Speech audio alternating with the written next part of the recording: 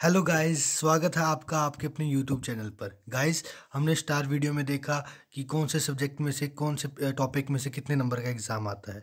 और लेक्चर 1 में हमने एलपीपी शुरू किया और 2K21 में हमें एलपीपी में से 4 क्वेश्चन देखने को मिले जो कि 6 नंबर के थे। और हमने फर्स्ट लेक्चर में 2 क्वेश्चंस को अटैम्प्ट किया। तो गाइस, आज लेक्चर 2 में हम अगले 2 क्वेश्चंस को अटैम्प्ट करने जा रहे हैं। तो बने रहिए हमारे साथ एंड तक। तो गाइस, बिना टाइम वेस्ट किए शुरू करते हैं आपका आज का first question. Consider the linear programming problem and minimize 2 and subject to these constraints and x1 there, and if x1 is a basic feasible solution of the solution, then x1 plus s1 plus s2 plus s3 हमें find करना है। Guys, ये question बहुत easy है।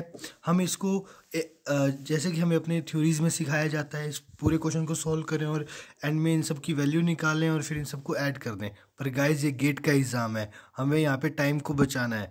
और guys, हम इसको बिना क्वेश्चन को सोल्व किए लॉन्ग मेथड से हम इसका आंसर डायरेक्ट निकालेंगे। देखते हैं कैसे। तो देखिए गाइस, सबसे पहले हमें यहाँ पे 3 इक्वेशंस दे रखी है और हमारे पास यहाँ पे वेरिएबल है 5 वेरिएबल्स हैं और इक्वेशंस हैं 3 इक्वेशंस। इसका मतलब क्या है कि 3 इक्वेशंस है, 5 वेरिएबल है, तो मतलब 2 वेरिएबल इनमें से 0 के इक्वल होंगे। तो गाइस, आगे हम देखते हैं क्वेश्चन में। If this is a basic feasible solution, यहाँ पे हमें x2 की वैल्यू स्टार्टिंग में ही 2 दे रखी है।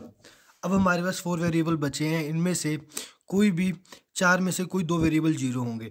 तो आइए फाइंड करते हैं इन क्वेश्चंस को। हम x2 की वैल्यू इसमें पुट करते हैं तो देखते हैं इक्वेशंस क्या बनती हैं। Plus s1 3 2 6 12 minus 6 6 minus x1 plus x2 की value 2 plus s2 is equal to -1 and similarly minus s1 plus 2x2 2 2 4 is equal to 3 minus 1 and s3। तो गाइज, ये 3 इक्वेशंस हमारे पास बन गई हैं। बट गाइज, इन 2 इक्वेशन से देख के हमें कुछ कंक्लूड नहीं कर रहा कि s2 और s3 इक्वल है। s2 is equal to s3। अब गाइज, अब हमारे पास 3 निकलते हैं, या तो x1 0 या s1 0 या s2 0 या s2 और s3 तो इक्वल है ही। तो देखते हैं गाइस, हम सबसे पहले x1 को 0 लेके चलते हैं।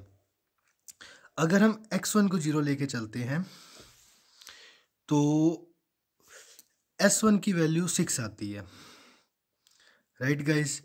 और अगर हम x1 को यहाँ पर 0 पुट करते हैं तो s2 की वैल्यू -1 आती है। s2 की वैल्यू -1 और s3 की value -1।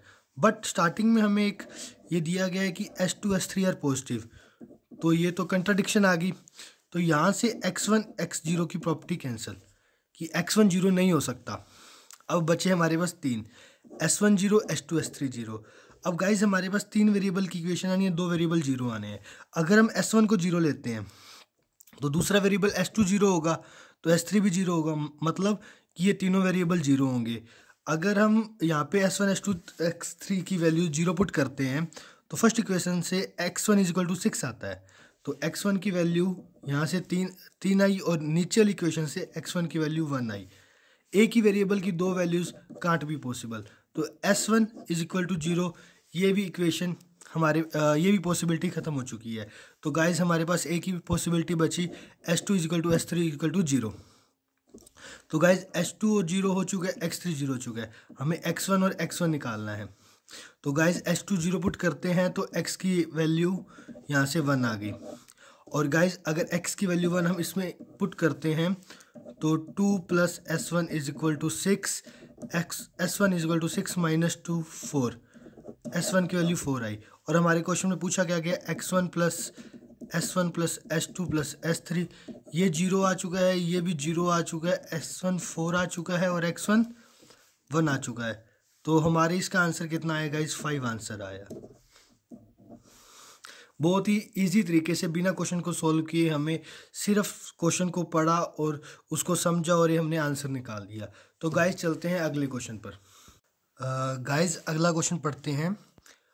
Consider the LPP, maximize and subject to these constraints x1 and given and are real numbers.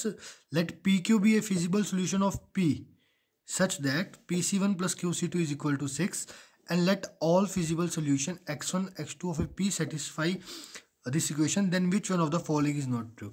Guys ये क्वेश्चन 2 मार्क्स में आया था और इसमें नेगेटिव मार्किंग -2/3 की थी। गाइज ऐसे क्वेश्चन जब आए फॉलोइंग इज नॉट ट्रू, तो सबसे बेस्ट मेथड होता है कि आप ऑप्शंस के थ्रू ही जाएं। अब हम इन 4 ऑप्शंस में से हम इस क्वेश्चन को जज करेंगे, क्वेश्चन को समझेंगे और देखेंगे इन 4 ऑप्शन में से कौन सी ऑप्शन गलत है। तो गाइज पहली ऑप्शन देखते हैं, P as an optimal solution.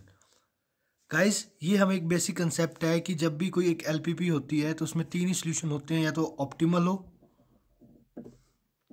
Second one is infeasible हो या अनबाउंडेड हो। यस, इनफिजिबल हो या अनबाउंडेड हो। गाइज यहाँ पे देखिए बी ए फिजिबल सोल्यूशन हमें क्वेश्चन में दे रखा है, तो इनफिजिबल वाली ऑप्शन तो हो गई कैंसिल, राइट गाइज। अब सेकंड ऑप्शन आती है ऑप्टिमल या अनबाउंडेड। गाइज जब हमने अनबाउंडेड की बात करी, अनबाउंडेड से मेरा एक क्वेरी है कि आप अनबाउंडेड को कैसे लेते हैं, अनबाउंडेड रीजन को लेते हैं या अनबाउंडेड सोल्यूशन को लेते हैं। जब भी हम एलपीपी में अनबाउंडेड की बात करते हैं, एलपीपी पे अनबाउंडेड सोल्यूशन की बात करते हैं। तो गाइज यहाँ पे हमें एक दे रखा है कि let all feasible solution x1 of p satisfy -5 constant to less than 12, मतलब ये तो बाउंड हुआ है, इसलिए अनबाउंडेड की तो गई। तो हमारे पास एक ही ऑप्शन बची एलपीपी जे ऑप्टिमल सोल्यूशन, तो ए हो गया ट्रू, कि ए इक्वेशन ट्रू है कि ये सही है। Second option, the feasible region of P is a bounded set.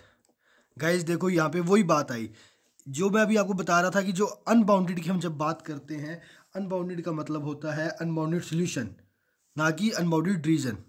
अब इन्होंने कहा feasible region of A P is a bounded set. हम नहीं बता सकते कि एक फिजिबल रीजन ये बाउंडेड सेट है या नहीं है। लेट्स से कोई एक ग्राफ बनाया हमने और उसमें हमारी इक्वेशन कुछ इस तरह से बनी और जो हमारा रीजन आया ये आया।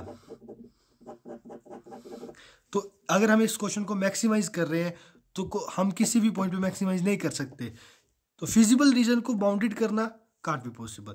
तो इस इक्वेशन पे एक आया डाउट, हम इसको देखते हैं आगे। अगली इक्वेशन पर देखते हैं, if y1 y2 y3 is a feasible solution of the dual, if y1 y2 be a solution of dual then of p, then b1 b2 y b3 y3।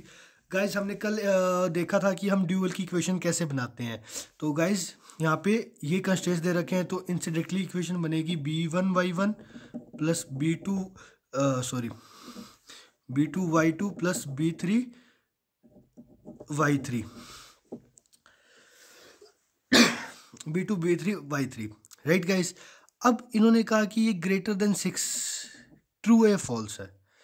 हमने देखा था कल एक लेक्चर में कि जब हम ड्यूअल के लिए जाते हैं, अगर ये मैक्सिमाइज के लिए है तो ये गाइस मिनिमाइज के लिए हो जाता है, मिनिमाइज के लिए कंस्ट्रेंट्स बनेंगे, राइट गाइस। और गाइस यहाँ पे एक छोटा सा कंसेप्ट यूज होगा वीक ड्यूअलिटी प्रिंसिपल से। ये प्रिंसिपल क्या कहता है, अगर कोई भी प्राइमल सोल्यूशन का अगर जेड नोट सोल्यूशन है और ड्यूअल सोल्यूशन का डब्ल्यू नोट सोल्यूशन है, तो जो जेड नोट होगा वो हमेशा डब्ल्यू नोट से कम होगा। कि कोई भी सोल्यूशन है प्राइमल सोल्यूशन, प्राइमल का सोल्यूशन है जेड नोट और डब्ल्यू नोट ड्यूअल का है, तो जो प्राइमल का सोल्यूशन होगा वो लेस देन या इक्वल टू होएगा डब्ल्यू नोट के। तो गाइज यहाँ पे हमें दे रखा है जो feasible solution of P such that P C one plus is equal to 6।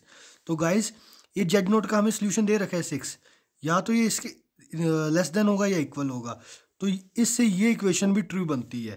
Question C equation option C is also true. अब लास्ट ऑप्शन है the dual of P has at least one feasible solution. Guys ये तो बिल्कुल simple है, अगर कोई solution, अगर कोई हमारे पास अगर किसी प्राइमल का सोल्यूशन है तो ऑब्वियस है, अगर इन्होंने हमें प्राइमल का सोल्यूशन दे रखा है तो हम ऑब्वियस है कि हमारे पास ड्यूअल का भी एक सोल्यूशन होगा और एटलीस्ट वन फिजिबल सोल्यूशन होगा, तो डी ट्रू है। तो गाइज बी इज फॉल्स, तो आपका ऑप्शन बनता है बी। तो गाइज ऐसे क्वेश्चंस को बिना टाइम वेस्ट किए हम डायरेक्टली क्वेश्चंस को समझकर डायरेक्ट ऑप्शन से करते हैं। और इन क्वेश्चनों, अब जैसे क्वेश्चन 2 मार्क्स में आया था, क्या आपको लगता है क्वेश्चन 2 मार्क्स का है? तो गाइस बने रहिए हमारे यूट्यूब चैनल के साथ। मिलते हैं अगले लेक्चर में आपके साथ और ऐसी अच्छी अच्छी ट्रिक्स और अच्छे अच्छे सॉल्यूशंस के साथ। Thank you guys.